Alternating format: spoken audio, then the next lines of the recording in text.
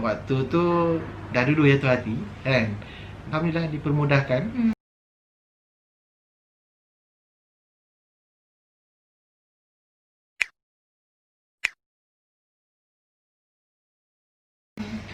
Selepas yang itu barulah I pergi ke Bandung.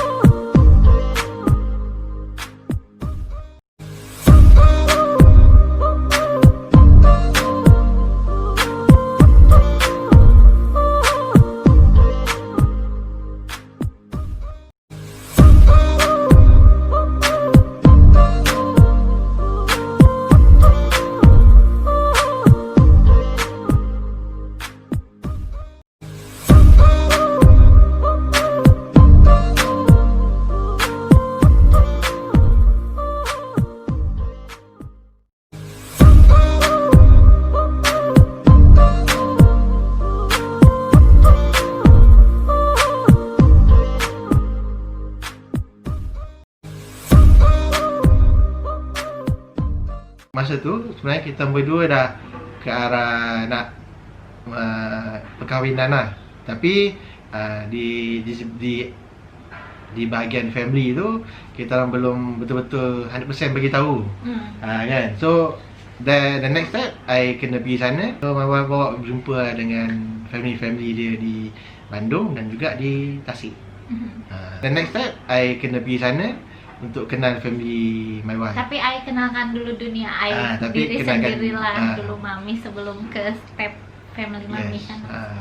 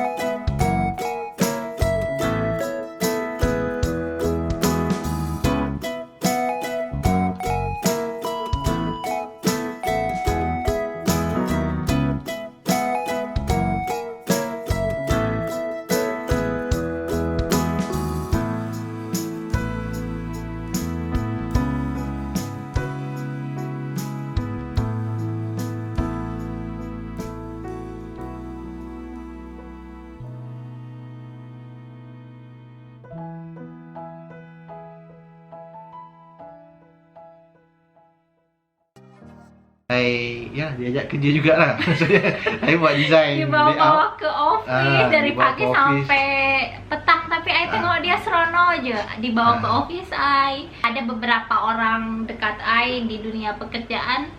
My client macam tu, jumpa dia, makin kenal, makin mengetahui lah dunia I. Dan dunianya penuh serius ya. Tapi dia tak nampak stres. Dia macam enjoy. So itu yang I jatuh hati.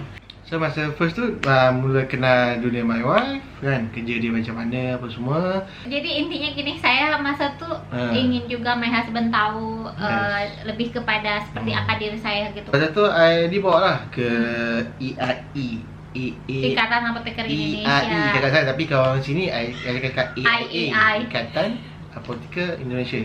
Sebab my wife dia adalah apa jabatan panggil tu? Intinya untuk sign dokumen lah.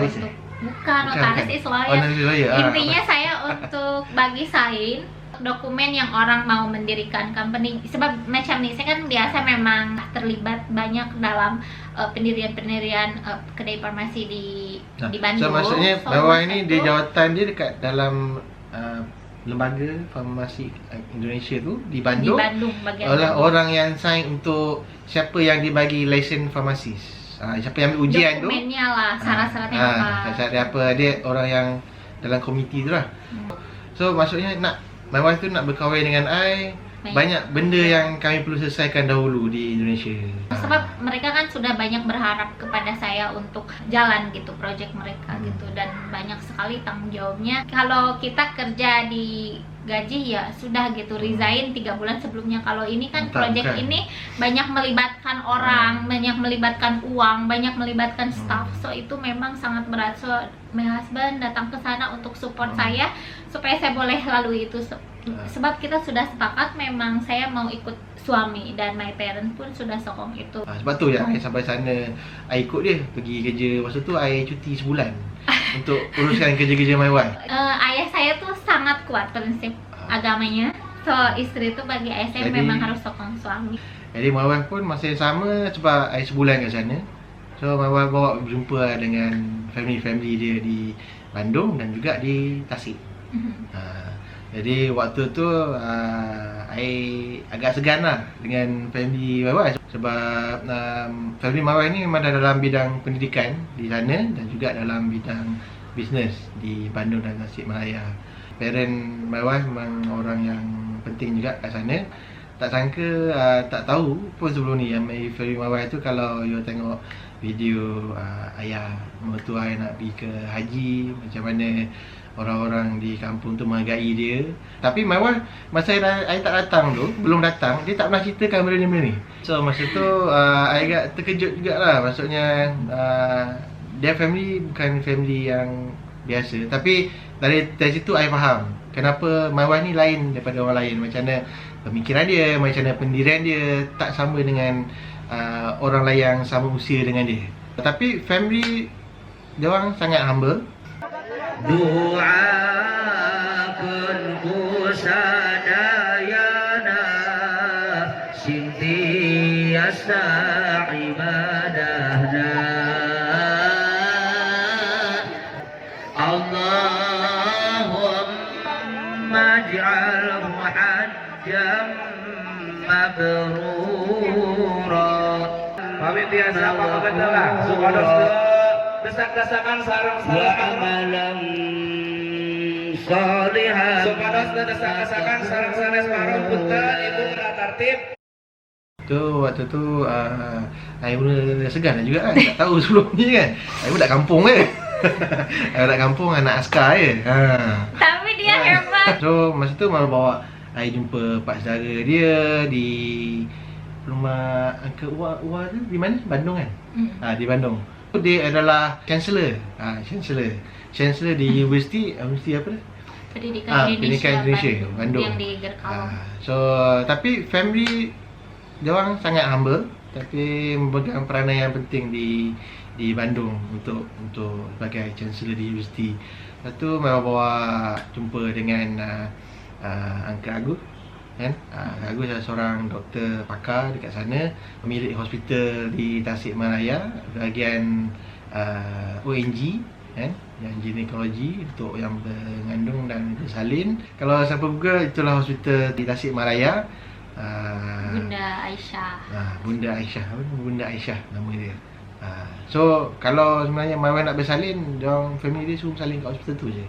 Tak risau pergi mana-mana. Ada student Malaysia juga dan kalau student Malaysia yang mana belajar medical di Tasikmalaya, dia buat praktikal di Tasikmalaya. So diorang kenal bapa saudara my wife, Dr. Agus. My wife punya family kat sana dah terbiasa juga dengan orang-orang daripada Malaysia. Sebab tu tak susah menerima I. Dan waktu tu my wife juga bawa ke family di sebelah ayah dia. Sebab Uncle Agus sebelah Mama. mak ibu. Sebelah ibu my wife. So sebelah ayah lebih kepada kilang konveksi buat telekom dan juga les. Banyak banyak kain karena emang bisnisnya di konveksi. Ya mah. Bisnisnya di konveksi, banyak kain tuh. Ini juga kain. Tuh, di dalam. Si A.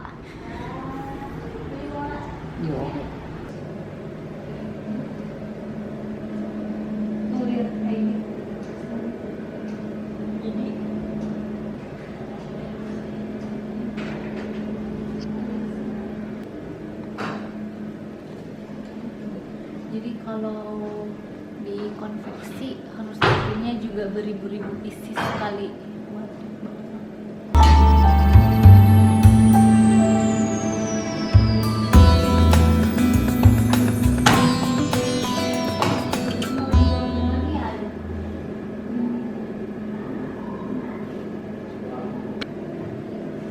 Jadi kalau mau pesen bordir, bisa kesini. Kebetulan saudara saya saudara dari ayah saya. Tapi kalau pesan kesini memang untuk kategorinya tuh harus pesanan orderan besar, karena ini kan pabrik ya, konveksi kalau di sini. Kalau di Malaysia tuh manufacturing wise, karena memang besar, jadi tidak bisa kalau pesan satu-satu harus kalau import gitu harus ribuan malah. Karena kan ada syaratnya.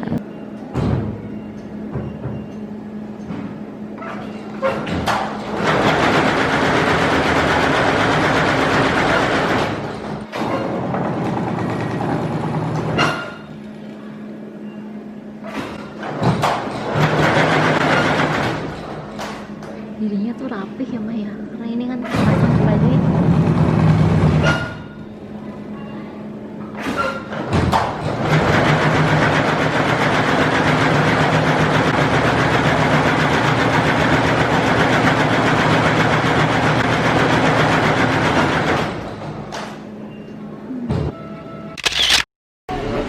Lihat yang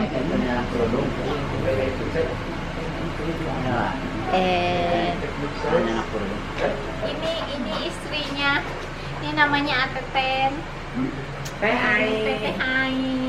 Cantik. Ada api. Tadi yang pemilik mesin bordirnya. Mesin bordir ini selalu dikirim ke Pasar Tanah Abang. Pasar Tanah Abang tuh sentral, kayak jantung bisnis Asia Tenggara kan. Nah, suplai jantung Asia Tenggara Salah satunya dari oksigennya Desi. Salah satunya Brandnya apa? Taj? Abdillah. Oke. Abdillah. Oke. Ya. Sukses AA. Dan nonton ya YouTube Riges Family. Kilang-kilang pegangan di Bandung Sik Melayu itu adalah family daripada ayah my wife. So, masa tu I dah pergilah ke kilang di sana kan, tengok mesin-mesin memang Terus pengalaman. memang ada rumah dan memang ada khas lah kilang dia sendiri. Dengan pekerja dia semua kan. So, lepas tu dah bawa sana tu, I pun segan jugalah kan. I tak tahu my wife, family dia dah ke tahap tu kan.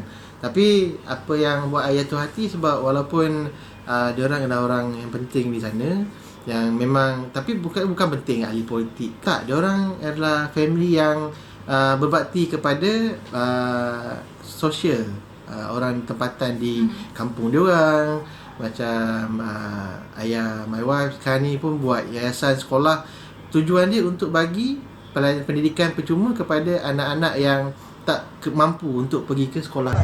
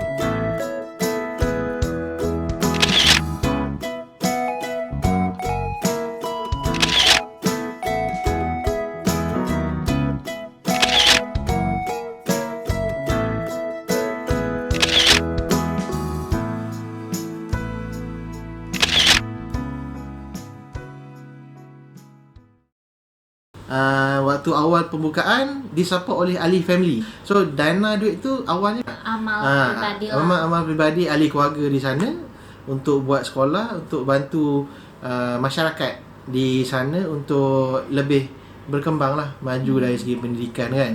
Tapi yang buatkan I lebih jatuh hati ke family my wife, dan boleh selesa dengan family my wife sebab dia orang sangat rendah hati kan. Sebab tu dia orang takkan nampak di YouTube kita orang ditunjukkan apa yang telah dibuat, apa yang telah diberikan kepada masyarakat, tak ada. Sebab itulah prinsip yang my wife juga bawa kan, ibadah lah. Sebagai apa-apa tu ibadah lah. Jadi jangan kita menilai orang tu hanya sebab orang tu tak mempamerkan sebenarnya apa yang dibuat. So waktu tu I dah kenal family my wife. Kali kedua I datang ke Bandung, itu adalah untuk uruskan urusan antara kedua negara dan juga untuk buat keputusan mengenai status kerja my wife lah di sana. Untuk tinggalkan company kan. I sedih juga bagi my wife sebab selama dia bekerja dah kumpulkan duit, tapi akhirnya duit tu perlu digunakan sampai 200 juta untuk 200 juta bayar kepada pemilik investor tu lah, maksud investor tu, sebab kita terpaksa tamatkan kontrak dia lebih awal. Jadi tak selesai sampai habis lah kan. Tapi masa tu my wife dia pegang pada prinsip jadikan parent dia itu adalah mengikut suami adalah satu keperluan dari sisi agama kan. So kita orang pegang pada tu. I cari juga tengok company-company firm arkitek di sana yang buat kerja international kan. I cari ada tapi di Jakarta lah. Kita orang tengok banyak option. Sama ada my wife ikut I ke Malaysia ataupun I juga ada pertimbangkan mungkin the first year sebab my wife masih ada kontrak, I kena kerja kat sana dulu. Tapi sebab I pun ada perkara-perkara yang terikat dekat Malaysia. Sebab belajar pun I perlu lunaskan hutang I dengan Mara kan. Dan masa yang sama I pun ada tanggungjawab yang perlu I buat di Malaysia. Dan waktu tu ada perkara lain lagi lah kan. Dan akhirnya my wife ambil keputusan tak apa, dia korbankan semua yang dia ada kat sana, biar straight je fokus yang di Malaysia. Untuk I yang dibangunkan di Malaysia. Back to zero lah. Waktu tu sedih. I sangat sedih untuk my wife, tapi my wife memang seorang yang kuat, yang dia pegang pada pegangan agama dia. Sebab bagi dia masa tu yang utama, kita orang tak nak dah berkahwin hidup berpisah. Tak, sebab bagi my wife kata itu bukan jalan yang terbaik. Husband dengan wife tu paling elok duduk bersama kan, macam-macam lah. Dari segi agama pun dah sarankan itulah yang terbaik kan. Jadi keputusan dia itulah, my wife tinggalkan perkara yang dia dah buat di sana. Taklah tinggal sepenuhnya, tapi kena bayar denda lah atas projek yang tengah berjalan masa tu. Sekarang lanjutnya sekarang ni consultant saja yang lebih kepada advisory, tapi bukan kerja-kerja di lapangan lah. Yang kerja di lapangan tu ada orang lain yang uruskan kat sana kan. So terpaksa tinggalkan lah, dan terpaksa korbankan duit simpanan my wife sebab dah ambil keputusan untuk datang ke Malaysia. Tapi dalam masa yang sama, walaupun I rasa segan, I rasa macam I memang bukan siapa-siapa kalau compare dengan keadaan I di Malaysia. Sampai I belajar waktu nak pergi Australia pun, I kerja dulu untuk kumpulkan duit. Saya sangat kagum. Dan waktu tu sebab I beritahu my parent, waktu tu bukan waktu untuk support I lebih lah. Waktu tu untuk concentrate pada adik kedua I. Sebab adik kedua I masa tu tengah belajar di universiti, baru lagi. Adik perempuan masih sekolah lagi. Saya dengar semua itu dari dia. Saya kagum. I pergi Australia, I pergi tanpa I ada tempat penginapan. I pergi memang pergi hati kering je lah. Saya sampai sekarang kagum luar biasa dia berani. I bawa satu bag je, satu backpack.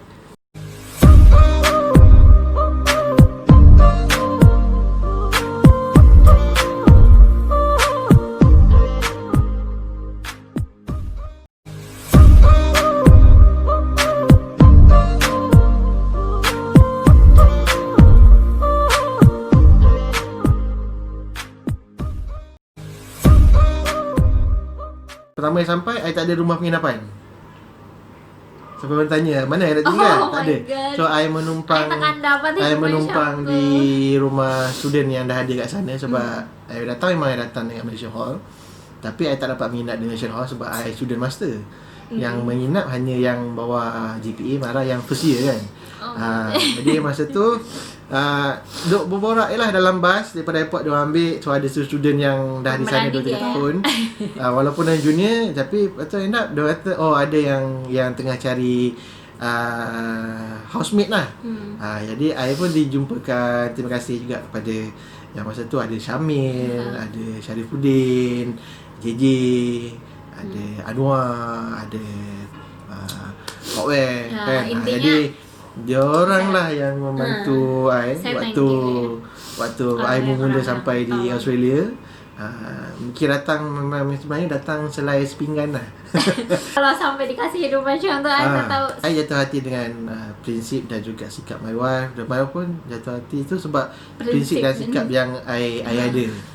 So bukan atas sebab kalau nak sekali sebab harta ke apa, I bukan kaya pun kan. Tapi my wife, dia kalau ikutkan family dia lebih berada daripada family I di sini. Tapi sebab family I, kalau you tengok ayah I pun sampai sekarang dia kerja, dia berniaga. Dia tak kerja tidur diam. Kan? Tak kerja tidur diam. Abah memang kerja keras. Sebab itu anak kan? kerja keras. Sebab itu salah sebab bila I tengok ayah I kerja keras, so I kena kerja keras lah untuk I dapat apa yang I nak. Sebab kita walaupun ada kemudahan, kadang-kadang ada orang cakap, untunglah you dapat scholarship, boleh belajar, ada dana yang dapat diberikan kan. Tapi orang tak tahu I nak dapat tu kan. Kita kata I masa I temuduga tu I masih accident. Itu yang saya takut. Jadi husband saya tu ada accident teruk. Hantar borang dan keadaan kaki tu masih luka semua dan bertongkat kan. Kawan-kawan I yang di UiTM akan tahulah. Jadi rasa down sikit kan. So tapi ujung pangkal dia, kita tu jatuh hati sebab kita suka prinsip yang kita ada. Susah nak jumpa lelaki macam dia yang kerja keras, selalu bersyukur dengan apa yang ada. Dan saya mendapatkan banyak lagi makna hidup setelah jumpa my husband. Jadi bagi saya dia kan ada memang ungkapkan saya segan dan bla bla bla gitu ya. Mungkin melihat saya yang memang sudah stable di dunia bisnis. Sebab my husband kan baru lulus tadi masa tu. Saya rasa down sikit lah kan. Bagi saya, didikan saya lah ya dari my parents, kita tak boleh melihat orang tu buruk atau baik hanya dari keadaan, maksudnya segi hal-hal lebih ke duniawi lah ya, harta benda macam tu. Kita harus lihat itu dari sisi hatinya. Ya, saya melihat suami saya itu hati mulia gitu. Jadi di mata saya dengan semua prinsip dia, itu lelaki istimewa yang sangat susah saya dapat. Dan bagi saya, kalau saya menganggapnya ketika dia melalui kesusahan semua di kehidupan dia, itu adalah benda negatif gitu ya, untuk pandangan saya itu bagi saya tidak adil gitu. Karena manusia kan dilahirkan tidak dapat ya memilih nasib, mau macam ni, mau macam tu gitu. So waktu tu jadinya kita memang ambil keputusan, memang dah kenal hati budi. Betul lah, awalnya memang nak kahwin je, tapi dia dah jadi. Ni memang jodoh I. My wife pun dia yakin ini dah jodoh dia. I tahu my wife tak mudah untuk datang ke sini sebab urusan kerja dia. Dan waktu yang sama tak semudah juga untuk I uruskan perkara I di sini dan juga perkara untuk melangsungkan perkahwinan kan. Banyak urusan dengan majlis agama, dengan kedudukan sana. Jadi tapi masa tu kita orang dah sepakat dah rasa macam ini dah jodoh kita orang. Dan my wife pun berfikir tak apa kalau macam tu, maksudnya usaha dia adalah untuk supaya perkahwinan tu berlangsung. Fokus itu je. Masalah lain tak tu kita dah letakkan nombor 2 dah. Selagi kita tak langgar agama ya sayangnya. Tapi kita orang happy sebab perkahwinan tu berjalan lancar. I kata jalan lancar tu sebab kita bertunang akhir tahun. Cepat selesai. Bulan 6 dah berkahwin. Dah 6 bulan je. Kita buat preparation untuk daripada merisik. Lepas tu masa merisik tu parent I datang lah. Dan both parent memang betul-betul supportive. Diorang letakkan kepercayaan tu pada kita orang berdua, kami berdua, sebab diorang mungkin dah faham macam mana prinsip kita orang lah kan. Tak ada kesulitan, apapun. Yang kita sangka beda budaya, beda negara kan. Ternyata tak. Abah, Umi, mama, papa saya papi, semua yang klik je, support je. Tak, really supportive kan? sangat support.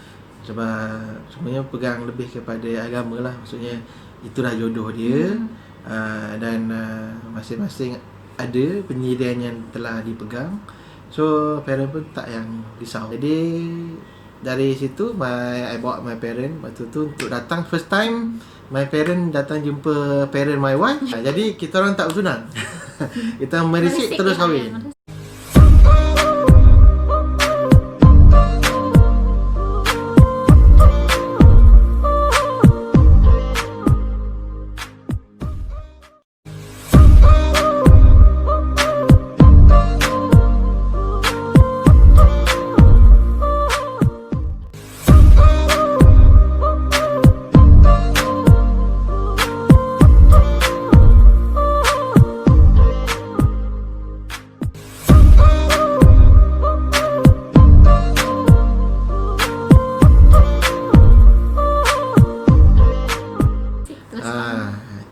Simple. Kan? Tak adalah nak misik, nak bertunang, lepas tu nak bincang banyak. So kita faham tak itu ada. kan jarak negara jauh ya. Perkahwinan tu dibuat ikut turutan keperluan kedua-dua negara. Dan waktu I apply untuk my wife pun tak susah. 2 kali lah I ke Jakarta. Sebab I apply atas, sebab kan kita kena hantar apa pekerjaan wife, apa pekerjaan bakal wife, lulusan dia. Jadi my wife dengan lulusan dan pekerjaan di sana tak susah lah untuk immigration bagi visa. My wife di lulusan ni adalah professional lah sebenarnya. Kebetulan kalau university juga diiktirafkan oleh Malaysia. Yang universiti yang my wife datang juga diiktiraf oleh Malaysia. Jadi kita tak ada sebarang masalah dari segi urusan dokumen kedua-dua belah negara. Sebab tu my wife dia datang sini terus dia dapat spouse visa. Terus dapat spouse visa. Tak ada proses nak kena cop pasport sebulan sekali ke, tak ada. Tak ada. Dia terus dapat. Sebab pertimbangan dia tengok kelulusan dan dari segi pekerjaan kan. Okey. Jadi dah first kita merisik, terus 6 bulan lepas tu berkahwin. Alhamdulillah. Semuanya lancar. Lega dari sisi itu. Ya, alhamdulillah. Alhamdulillah lancar. Tapi waktu tu I agak sedih lah to my wife sebab dia korbankan, dia tinggalkan kehidupan dia yang kalau I boleh kata kehidupan dia di sana lebih baik sebelum dia berkahwin dengan I. Dan tapi my wife dia seorang yang really supportive. Dia percayakan I boleh bawa family ni kepada yang lebih baik lagi.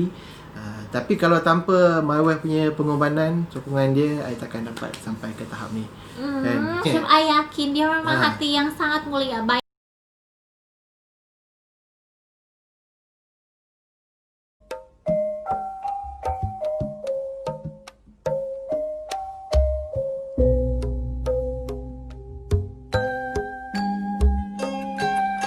Ahmad Al-Ghazali bin Abdullah, saya nikahkan engkau kepada putri saya. Tahan. Masih.